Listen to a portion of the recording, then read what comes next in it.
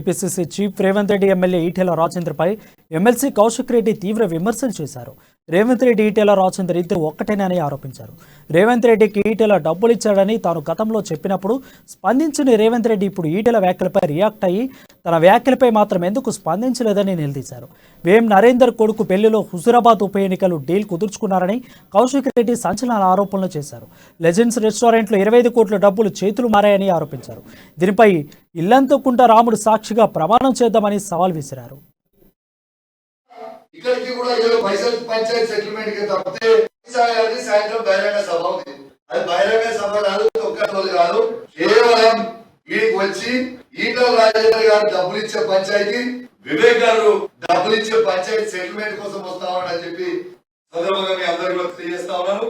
వీళ్ళది కేవలం ఈ బీజేపీ ప్రభుత్వం అమిత్ షా కావచ్చు, నరేంద్ర మోడీ కావచ్చు, కేవలం ఎమ్మెల్యేలను కొనుగోలు కేసులో మా పైలట్ రోహిత్ రెడ్డి గారు ఎట్లయితే చెప్పిండో ఆ రోజు ఒక్కొక్క ఎమ్మెల్యేకి ఎంత ఆఫర్ ఇచ్చిండో మళ్ళా ఇక్కడికి కూడా ఏదో పైసలు పంచాయతీ సెటిల్మెంట్ కి తప్పితే వీళ్ళ రాష్ట్రానికి ఏ అభివృద్ధి చేసే పని కోసమో లేకపోతే 100 కోట్లు అనేది ఇద్దాము ప్రకటిస్తామని తెలంగాణలో ఎవరు కూడా రావడం లేదు.